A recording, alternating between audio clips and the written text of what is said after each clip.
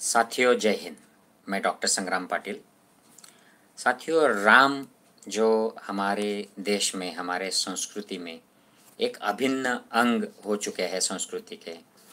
हिंदू धर्म के जो लोग हैं उनको अवतार मानते हैं। ये ओरिजिनली ब्राह्मण धर्म हुआ करता था, उसे बाद में हिंदू धर्म कहा जाने लगा। तो ये राम जो है, इनके बारे में अलग अलग स्टोरीज़ बताई जाती है और दुनिया के अलग अलग अगर देशों में आप जाए, साउथ ईस्ट एशिया में जाए तो वहाँ पर राम की अलग कथा होती है, श्रीलंका में अलग कथा होती है, भारत में भी उसके अलग अलग पहलू देखने को मिलते हैं। हाल ही में नेपाल के प्राइम मिनिस्टर ने कहा था कि राम उनके यहाँ पर जन्मे थे। अगर आप थाईलैंड, इंडोनेशिया उन देशों में जाए तो वहाँ की जो पुरानी स्टोरीज़ है राम की, वो बोलते हैं कि हमारे यहाँ पर राम पैदा हुए थे, ये राम की जन्मभूमि है। और इंडिया में अयोध्या ये राम की जन्मभूमि मानी जाती है। तो ये सब क्यों ऐसा बदल गया है, एक स्टोरी क्यों नहीं है, इसके पीछे का राज क्या है, ये किसने राम की जो स्टोरी है, कथा है, ये सबसे पहले सुनाई थी, क्यों सुनाई थी और ये कैसे बदल गई, इसके बारे में ये छोटा सा वीडियो है। अगर आपको पसंद आए तो सबको शेयर कीजिएगा प्लीज़। तो साथियों, जातक कथा नाम का एक लिटरेचर है बुद्धिस्ट साहित्य में, और ख़ास करके जो थेरवादी बुद्धिस्ट साहित्य है ये पाली भाषा में है, क्योंकि 2500 साल पहले भारत की यही बोली भाषा थी। इसी में सिखाया जाता था, इसी में पढ़ाया जाता था और इसी में सब कुछ चलता था, व्यवहार, डे टू डे व्यवहार। इसके 3 पिटक है, इसको त्रिपिटक बोलते हैं। उसमें का जो सुत्त पिटक है उसमें खुद का निकाय नामक जो संग्रह है उसमें ये कथाएँ हैं और ये 547 स्टोरीज़ है जिनको जातक कथा कहा जाता है। ये बुद्ध के जीवन काल में बुद्ध ने जो कथाएँ बताई थी अपने साधकों को, अलग अलग मोरल स्टोरीज़ बताने के लिए, उन कथाओं का ये संग्रह है। तो बाद में इन कथाओं को अलग अलग भाषा में ट्रांसलेट किया गया। कुछ राजाओं ने, जैसे सम्राट अशोक ने, इन कथाओं के आधार पर जो ठिकान थे, जो प्लेसेस थी, वहाँ पर स्तूप बनाए। तो पाकिस्तान, अफ़गानिस्तान से लेकर इंडिया, साउथ ईस्ट एशिया में अलग अलग स्तूप बने हैं जो इन जातक कथाओं की जो प्लेसेस थी, इनमें जो डिस्क्राइब किए गए वर्णन थे, उसके आधार पर वहाँ पर ये स्तूप बनाए गए थे। वो आज भी मौजूद है, आप कई जगह पर देख सकते हैं। हमारे यहाँ महाराष्ट्र में अजंता वेरूल के जो केव्स है उनमें जो कार्विंग्स है, पेंटिंग्स, वो जातक कथाएँ बताती है। तो ये काफ़ी असर इन कथाओं का हुआ करता था। इसका वर्णन युआन त्सांग जो चीनी ट्रैवलर आया था उसने भी किया हुआ है। इसके भाषांतर हुए, जातक कथा का भाषांतर श्रीलंकन लैंग्वेज में हुआ, चाइनीज़ में हुआ, पर्शियन लैंग्वेज में हुआ, संस्कृत में हो गया। वैसे तो बुद्धा का सारा साहित्य बाद में संस्कृत में ट्रांसलेट हो गया था इंडिया में। जैसे पंचतंत्र हो या संस्कृत नीति शास्त्र हो, अलग अलग तरीके की जो पुराण कथाएँ हैं ये भी जातक कथाओं में से ट्रांसलेट करके लिखी गई है बाद में। तो साथियों, ये जो कथाएँ हैं इसमें एक कथा है दशरथ जातक कथा, जो 461 नंबर की कथा है, जो बड़ी महत्वपूर्ण है। ये किसने सुनाई थी? अर्थात ये भगवान बुद्ध ने सुनाई थी। कहाँ पर सुनाई थी?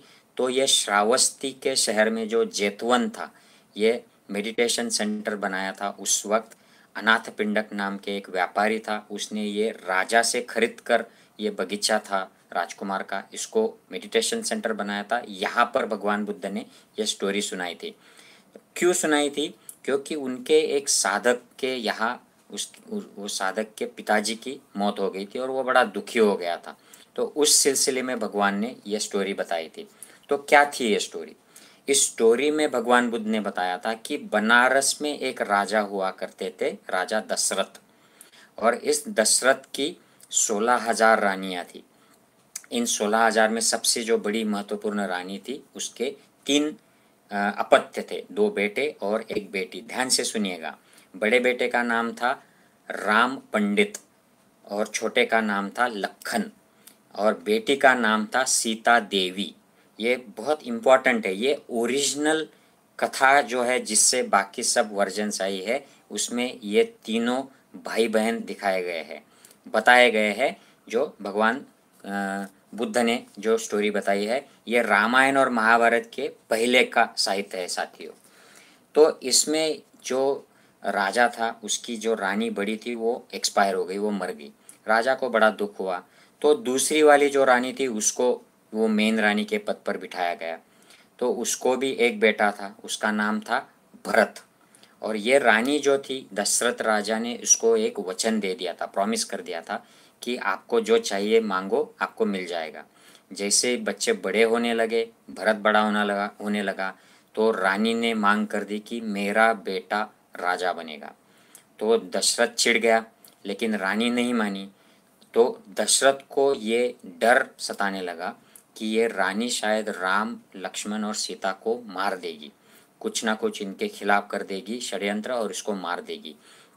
तो दशरथ ने एक सुझाव दिया, एक आदेश दिया राम और लक्ष्मण को कि तुम दोनों जंगल में चले जाओ कुछ सालों के लिए और मेरे मरने के बाद वापस आओ। तो उन्होंने जो राज्य में जो पुरोहित हुआ करते थे, इंटेलेक्चुअल लोग हुआ करते थे, उनसे सलाह मसलत की कि भाई मैं कितने साल तक जीऊँगा। तो उन्होंने बताया कि आप 12 साल जियोगे, उसके बाद आप मर जाओगे। तो राजा ने राम से और लखन से कहा कि आप 12 साल जंगल में निकल जाओ और उसके बाद आकर मेरे मरने के बाद आप कुर्सी पर बैठ जाना। तो वो निकल गए, सीता भी पीछे पड़ गई, वो बोली मैं भैया राम और लखन के साथ जाऊंगी। तो हिमालय पर्वत के बेसमेंट पर वहाँ पर कुटिया बनाकर वहाँ पर रहे और वहीं पर खाना खाया, फल वगैरह खाते थे और वहीं पर काम करके उन्होंने अपना गुजारा शुरू किया। यहाँ पर राज्य में वाराणसी में दशरथ राजा 9 साल के बाद मर गया। तो रानी ने भरत को राज्याभिषेक की तैयारी की। तो वहाँ के जो ऑफिसर्स थे, पुरोहित थे, इंटेलेक्चुअल्स थे, मंत्री थे, उन्होंने ऑब्जेक्शन लिया कि ये राज्य राम का है, आप भरत को नहीं बिठा सकते हो। तो भरत अच्छा था, वो निकल गया अपने भाई बहन, सौतेले भाई बहन की तलाश में, पहुंच गया उस कुटिया तक और वहाँ पर उसने राम को ये बात बता दी कि हमारे पिताजी मर गए हैं। तो राम को कुछ भी नहीं लगा, वो बिल्कुल अविचल रहे। और सीता और लखन जब जंगल से आए कुछ सामान लेके, उनको ये बात बोली गई तो वो दोनों बेहोश हो गए, उन्हें बहुत सदमा लगा। तो भरत राम से पूछता है कि भैया आपको मैं इतनी बुरी खबर सुनाई मैंने, लेकिन फिर भी आप अविचलित रहे, आप ऐसे अविचलित कैसे रह सकते हो? तो राम ने उसे उत्तर दिया कि हम सब लोग, पेड़ हो, पौधे हो, प्राणी हो, मनुष्य हो, हम मरते हैं, हम मरने वाले हैं और सब कुछ यहाँ पर जो उत्पन्न होता है वो मिट जाता है, अनित्य है। तो ये स्टोरी बता रहे हैं भगवान बुद्ध उस भाई को जो बहुत दुखी हो गया है श्रावस्ती में पिताजी के मरने से। तो ये पीछे की स्टोरी वो बताते हैं। कुछ लोगों का मानना है कि ये भगवान बुद्ध के पिछले जन्म के इंसिडेंसेस हुआ करते थे, पिछले जन्म की कथाएं, जातक कथा यानी पिछले जन्म की कथाएं। ये बात तो मानने न मानने की बात है, आप लोग पिछले जन्म अगले जन्म में मानते हो या नहीं, लेकिन भगवान बुद्ध ने उस समय जो बात बताई ये मोरल स्टोरी थी, उसको प्रिंसिपल फिलॉसफी बताने के लिए कि हर कोई मरने वाला है, इसलिए इसका ज़्यादा दुख करने की ज़रूरत नहीं है। इसका फ़ायदा मरने वाले को नहीं होता है और हमें भी दुख होता है, इससे नुकसान ही होता है अगर हम रोते बैठे तो साथियों 3 साल बाकी थे। भगवान जो स्टोरी बता रहे हैं उसमें जो राम, लखन और सीता बाहर गए हैं जंगल में, उनको 12 साल के लिए भेजा गया है और भरत उनको मिला है 9 साल के बाद, जब उसके पिताजी दशरथ गुजर गए हैं। तो राम कहता है अब तो मैं वापस नहीं आऊँगा क्योंकि मुझे 12 साल जंगल में रहना है, तो मैं 3 साल के बाद आऊँगा। तो फिर राज्य की गद्दी पर कौन बैठेगा? तो राम ने उसको जूते दिए, अपनी पादुकाएँ दी और बोला कि ये मेरे सिंहासन पर रख दो और उनके हिसाब से राज करो। तो 3 साल पर ऐसे ही 3 साल ऐसे ही राज चला। फिर 3 साल बाद राम, लक्ष्मण और सीता अपने राज्य में वापस आए और राम ने गद्दी संभाली। तो ये ऐसी स्टोरी थी। इसका मोरल ये था कि किसी के मरने पर आप दुख मत करिए, उससे कुछ फ़ायदा नहीं होता है, मरने वाले को भी नहीं है और तुमको भी नहीं फ़ायदा होता है। ये बात बताने के लिए भगवान बुद्ध ने श्रावस्ती में, जेतवन में ये कथा सुनाई थी।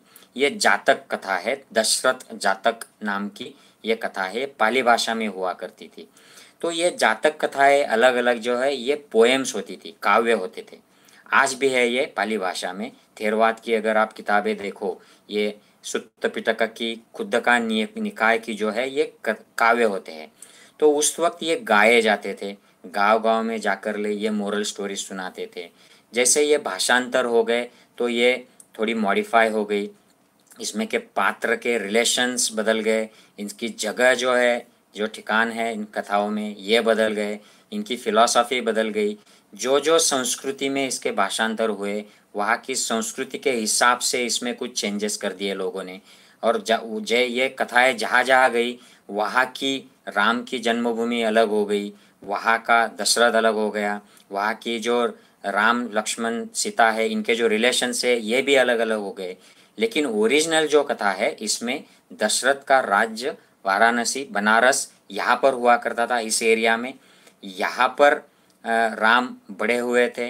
वो नॉर्थ में हिमालय के बॉटम जो है उस एरिया में उन्होंने अपनी कुटी बनाई थी और वो 12 साल में वापस आ गए थे। इस स्टोरी में श्रीलंका नहीं है, इस स्टोरी में वर्ण व्यवस्था की कोई बात नहीं है, शंबुक नहीं है, शबरी नहीं है, इस स्टोरी में कोई सीता का अपहरण नहीं है, यहाँ पर रावण नहीं है, ओरिजिनल जो स्टोरी है इसमें। और इस स्टोरी में कोई भी मार काट नहीं है। जो बाद में ये संस्कृत में जब हो गए तो इसमें ये सब ऐड हो गए, एडिशंस हो गए। उस वक्त के ज़माने के जो लोग थे, साहित्यिक थे, उन्होंने ये बदलाव कर दिए। उनके कुछ पर्पज़ रहे होंगे उस बदलाव करने में, उनको ये सब फिलॉसफी उसके अंदर डालनी होगी। इसके पात्र को लेकर कुछ एक आर्टिफिशियल रावण क्रिएट किया गया होगा, या उस ज़माने में कोई रावण नाम का राजा हुआ होगा, उसको इस स्टोरी में मिक्स करके उसको विलन बताया गया होगा। तो ये सब बदलाव हुए हैं। इसकी आज भी श्रद्धा, अंधश्रद्धा, राजनीति चलती है साथियों। तो हमें ओरिजिनल सोर्सेस को देखना चाहिए कि ओरिजिनली ये क्या हुआ करता था। क्या ऐसे कोई अवतार हुआ करते थे, या कोई ऐसे कोई राक्षस हुआ करते थे, या ये भी कोई पॉसिबल चीज़ें हैं। तो इसके लिए हमें पुराना जो साहित्य है उसको पढ़ना चाहिए, उससे कुछ अनुमान लगाने चाहिए और उसके हिसाब से हमें हमारी आज की जो आइडियोलॉजी है, या फिलॉसफी है, या मान्यता है, या श्रद्धा है, या अंधश्रद्धा है, इस पर सोचना चाहिए। अतः मैं अंत में एक ही कहूँगा कि ये सब जो पुराना साहित्य है, इतिहास है, या कोई इसकी जो कथा है, मिथोलॉजिकल कथा है, इसको हमें सिर्फ प्रेरणा के लिए लेना चाहिए, इनसे प्रेरणा लेनी चाहिए, अच्छी बातें इनसे सीखनी चाहिए, बाकी सब हमें छोड़ देना चाहिए। तो साथियों, मैं आशा करता हूँ आपको राम कथा ओरिजिनली कहाँ से आई है और ये कैसे मॉडिफाई हो गई, ये इसके बारे में मैं आपको कुछ इन्फॉर्मेशन दे पाया हूँ। अगर आप इससे सहमत हो तो प्लीज़ ज़्यादा से ज़्यादा शेयर कीजिए। जय हिंद साथियों।